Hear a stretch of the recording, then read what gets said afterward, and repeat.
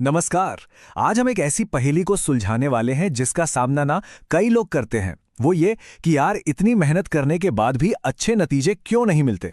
इस पूरे विश्लेषण में हम टॉपर्स की वो 10 रणनीतियां जानेंगे जो मेहनत को ना सही दिशा देती हैं। तो चलिए सफलता के इस ब्लूप्रिंट को समझना शुरू करते हैं। कभी ऐसा महसूस होता है कि दिन रात किताबों में डूबे रहने के बाद भी जब रिजल्ट आता है तो हाथ में बस निराशा ही लगती है। ये एक बहुत ही आम भावना है। और अच्छी खबर यह है कि इसका मतलब कोशिश में कमी होना बिल्कुल भी नहीं है।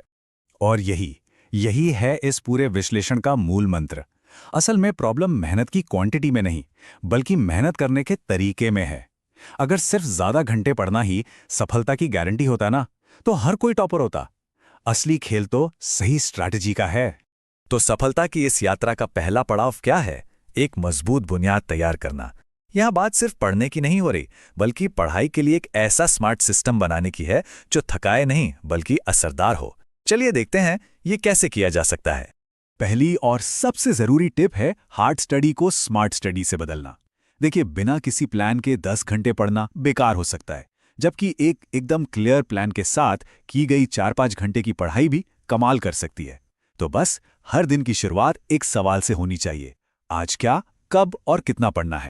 दूसरी टिप है सिलेबस को लेके 100% क्लैरिटी। पूरे सिलेबस को प्रिंट कर लेना या हाथ से लिखना, और फिर जैसे ही कोई टॉपिक पूरा हो उस पर टिक लगाना। ये भले ही छोटा कदम लगे, पर यह दिमाग को एक साफ रोड मैप देता है और जो अनिश्चितता का स्ट्रेस होता है ना, उसे काफी कम कर देता है। और अब टिप नंबर 3, पोमोडोरो टेक्निक। यह फोकस बढ़ाने का एक साइंटिफिक तरीका है। इसमें होता क्या है कि 25 मिनट तक फुल फोकस से पढ़ाई की जाती है और फिर 5 मिनट का एक छोटा सा ब्रेक लिया जाता है। ऐसा करने से दिमाग को लगता है कि काम छोटा और मैनेजेबल है, जिससे टाल मटोल की आदत कम हो जाती है। और ऐसे 4 राउंड पूरे करने के बाद एक लंबा ब्रेक मिलता है जो दिमाग को एकदम तरोताजा कर देता है। ठीक है, तो बुनियाद तो तैयार हो गई, पर अब असली काम शुरू होता है। अगला सेक्शन है उस प्रोसेस के बारे में जिससे पढ़ी हुई जानकारी सिर्फ पढ़ी नहीं जाती, बल्कि हमेशा के लिए दिमाग में बैठ जाती है। हमारी चौथी टिप बस इस एक लाइन में छिपी है। सिर्फ वीडियो देखना या लेक्चर सुनना पैसिव लर्निंग है। मतलब आप बस सुन रहे हैं। जब तक चीजों को अपने हाथ से न लिखा जाए, वे परमानेंट मेमोरी का हिस्सा नहीं बनती। इसलिए खुद के नोट्स बनाना एक्टिव लर्निंग का सबसे बेहतरीन तरीका है। और ये स्लाइड बिल्कुल सही दिखाती है कि क्यों खुद के नोट्स इतने जरूरी हैं। एग्जाम से ठीक पहले जब पूरा सिलेबस दोहराना होता है, तब यही छोटे हाथ से बने हुए नोट्स सोने की तरह कीमती साबित होते हैं। सच मानिए, ये सफलता का सबसे बड़ा हथियार हैं। टिप नंबर 5 रिवीजन की शक्ति के बारे में है। बिना रिवीजन के सारी की सारी पढ़ाई अधूरी है। एक सिंपल सा नियम है: जो भी आज नया सीखा है उसे रात को सोने से पहले दोहराना ही है, और हर संडे को पूरे हफ्ते की पढ़ाई का रिवीजन करना है। यही लंबे समय तक याद रखने का असली इलाज है। अब स्क्रीन पर इस नंबर को देखिए, 50%। ये एक चौंकाने वाला आंकड़ा है ना? जरा सोचिए, एग्जाम की तैयारी में ये 50% आखिर किस चीज से जुड़ा हो सकता है? और ये रहा इसका जवाब।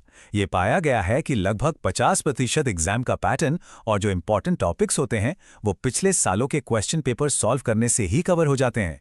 इससे ना केवल एग्जाम के पैटर्न की समझ बढ़ती है, बल्कि ये भी पता चलता है कि कौन से टॉपिक्स बार बार पूछे जाते हैं। अब हम अपने आखिरी और शायद सबसे जरूरी सेक्शन पर आ गए हैं, माइंडसेट। क्योंकि सही नॉलेज और सही प्रोसेस तभी काम आते हैं जब उनके साथ सही मानसिकता भी हो। 7वीं टिप सीधी और एकदम सिंपल है: ध्यान भटकाने वाली चीजों को दूर रखना। आज के टाइम में सबसे बड़ा दुश्मन हमारा फोन है। पढ़ाई के समय इसे या तो साइलेंट कर देना, या सबसे अच्छा तो यह है कि इसे किसी दूसरे कमरे में ही रख देना। याद रखिए, ध्यान भटकना असफलता का सबसे बड़ा कारण है। अगली टिप हेल्थ के बारे में है, जिसे अक्सर हम नजरअंदाज कर देते हैं। एक स्वस्थ शरीर में ही एक तेज दिमाग रहता है। इसलिए रोजाना 7 से 8 घंटे की पूरी नींद लेना और हल्की फुल्की कसरत या टहलना, इसे अपनी दिनचर्या का हिस्सा बनाना बहुत जरूरी है। 9वीं टिप मानसिकता से जुड़ी है। दूसरों से तुलना करने से बचना। हर किसी के सीखने की रफ्तार अलग होती है। इसकी बजाय तुलना खुद के बीते हुए कल से होनी चाहिए। ये देखना कि कल से आज कितना बेहतर हुआ है। यही चीज आत्मविश्वास को अपने आप बढ़ाती है। और हमारी 10वीं और अंतिम टिप है सेल्फ बिलीफ। मुझसे नहीं होगा ये सोच सबसे बड़ा दुश्मन है, जबकि मैं ये कर सकता हूं ये भावना सबसे बड़ी ताकत है। आत्मविश्वास से नामुमकिन को भी मुमकिन बनाया जा सकता है। तो ये हैं वो 10 रणनीतियां जो मिलकर सफलता का ब्लूप्रिंट तैयार करती हैं। ये सिर्फ कुछ टिप्स नहीं हैं, बल्कि एक पूरा सिस्टम है जिसे अपनाकर कोई भी अपने लक्ष्य के करीब पहुंच सकता है। अगर संक्षेप में कहें तो सफलता के लिए 3 मुख्य एरिया पर काम करना है। एक स्मार्ट सिस्टम बनाना, एक्टिव लर्निंग के प्रोसेस में महारत हासिल करना और बेहतरीन परफॉर्मेंस के लिए एक मजबूत मानसिकता को डेवलप करना। तो अब सवाल ये नहीं है कि ये रणनीतियां काम करती हैं या नहीं, सवाल ये है कि इन्हें शुरू कब किया जाए। तो इस पर सोचिए, इनमें से वो कौन सी एक स्ट्रैटेजी है जिसे सिर्फ सीखा नहीं जाएगा, बल्कि आज रात से ही अपनी पढ़ाई में लागू करना शुरू कर दिया जाए।